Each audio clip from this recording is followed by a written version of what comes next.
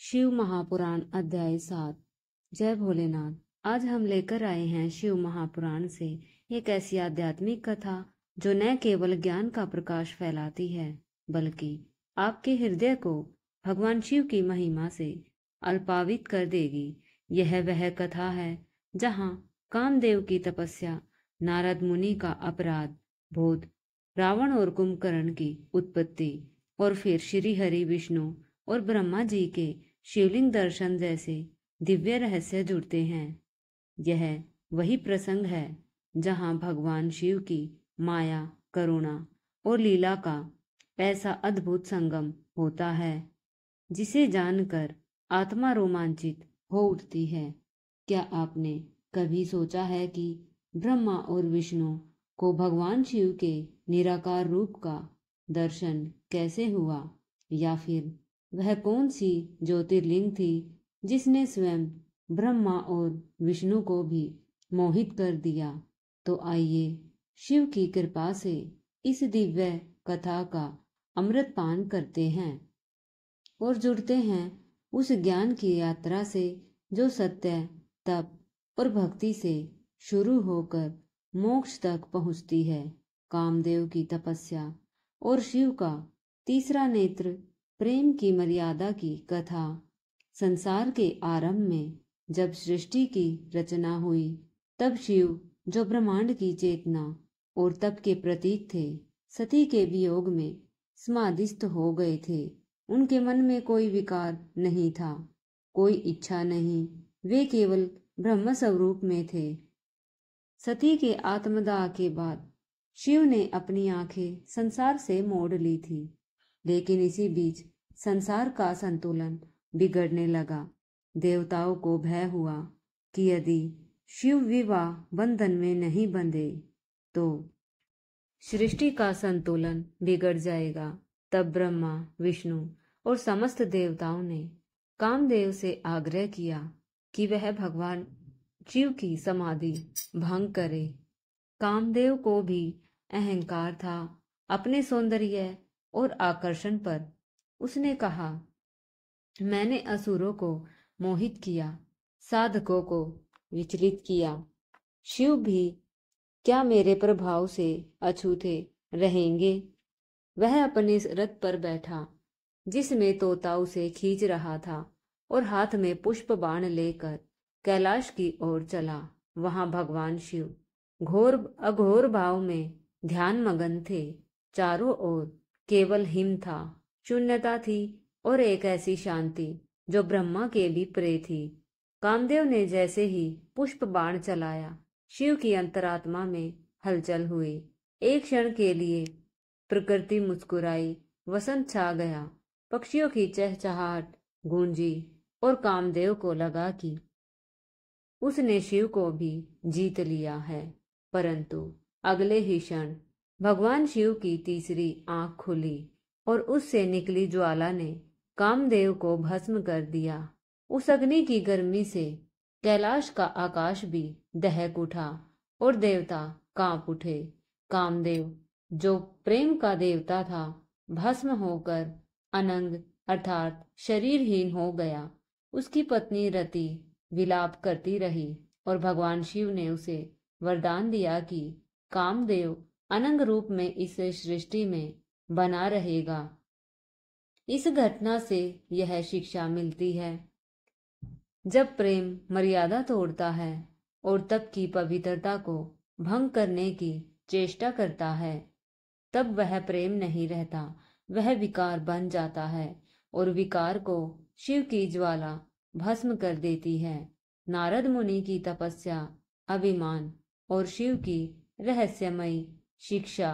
नारद मुनि देवर्षि ब्रह्मा के मानस पुत्र, जिन्होंने ज्ञान और तप से देव, दानव और मनुष्य को उपदेश दिए।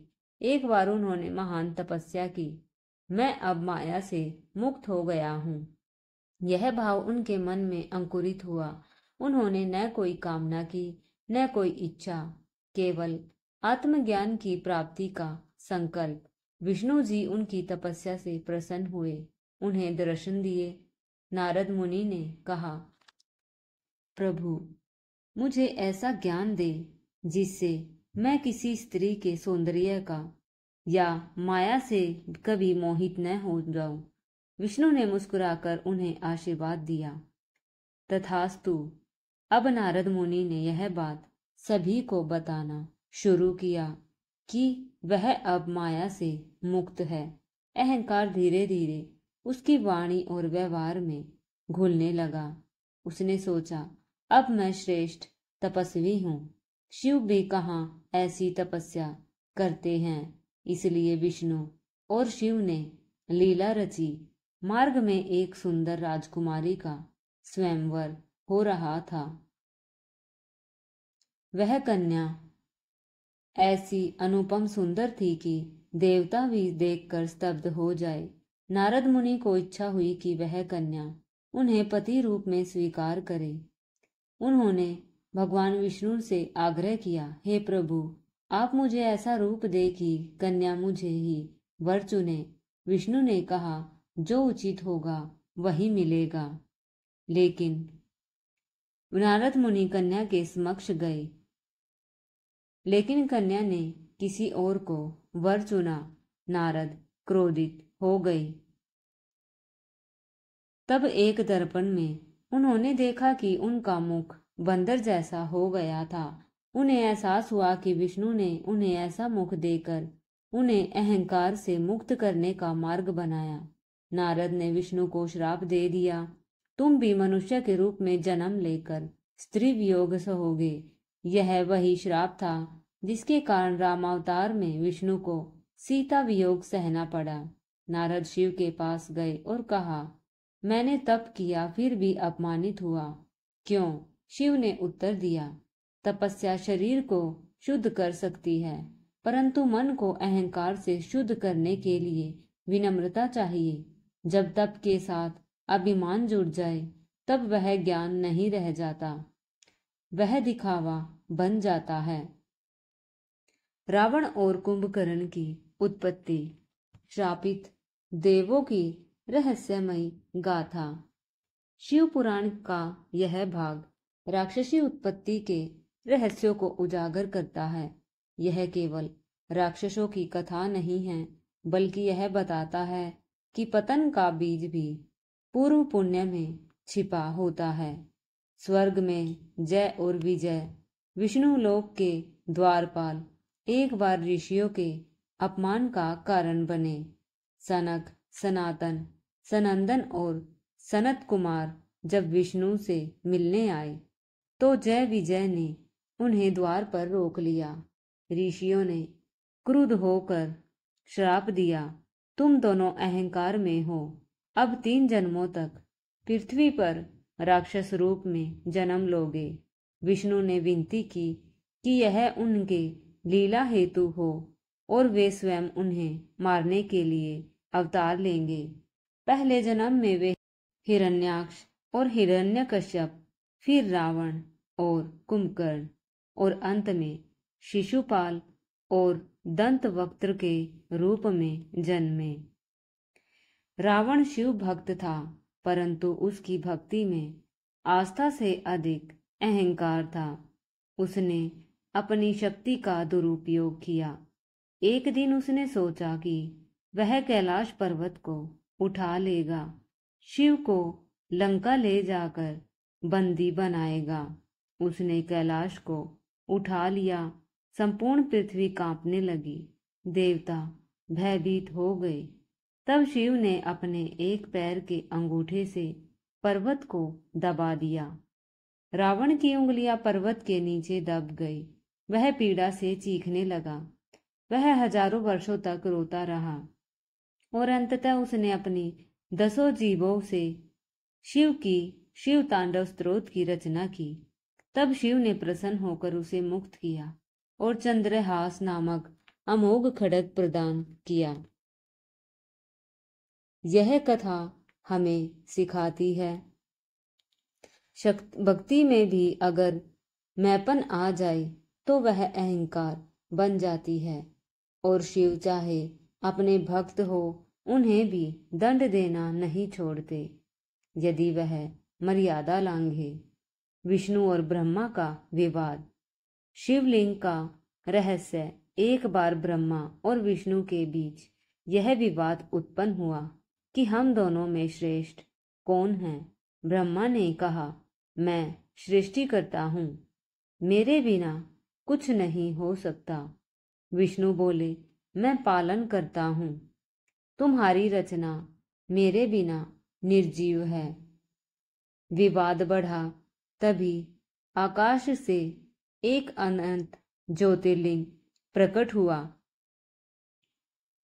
वह अग्नि स्तंभ की भांति ब्रह्मांड के पार फैल गया। उसका कोई आदि न था न अंत। एक दिव्य वाणी गूंजी, जो इस स्तंभ का अंत खोजेगा वही श्रेष्ठ होगा। ब्रह्मा हंस रूप में ऊपर की ओर उड़े और विष्णु वराह रूप में नीचे पाताल की ओर गए। लाखों वर्षों के प्रयास के बाद भी दोनों असफल रहे। विष्णु लौट आए और स्वीकार किया, मैं अंत नहीं खोज पाया। लेकिन ब्रह्मा ने झूठ कहा, मैं शीर्ष तक गया लेकिन एक केतकी पुष्प को प्रमाण रूप में लाया हूं। वह पुष्प भी झूठ की साक्षी बना।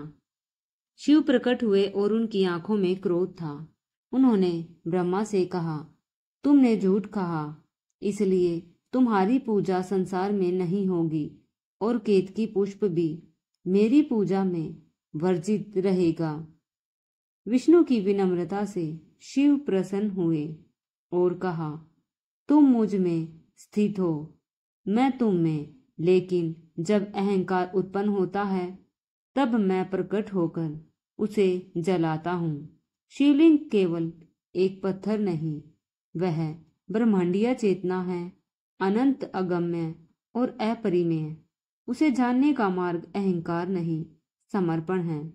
शिव तत्व की रहस्यपूर्ण झलक। शिव पुराण के इस 7वें अध्याय में प्रस्तुत घटनाएं केवल इतिहास या पुरा कथाएं नहीं हैं, बल्कि आदर्श सत्य के दर्पण हैं। कामदेव का विनाश बताता है, विकार पर संयम आवश्यक है।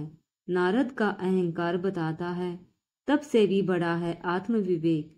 रावण की उत्पत्ति बताती है, शक्ति तभी पवित्र है जब उसमें विनम्रता हो। विष्णु ब्रह्मा का प्रसंग सिखाता है, सत्य और समर्पण ही शिव की प्राप्ति का मार्ग है। शिव कोई रूप नहीं, वह अनुभव है। वह न आदि है न अंत, वे शून्य है, वे पूर्ण है।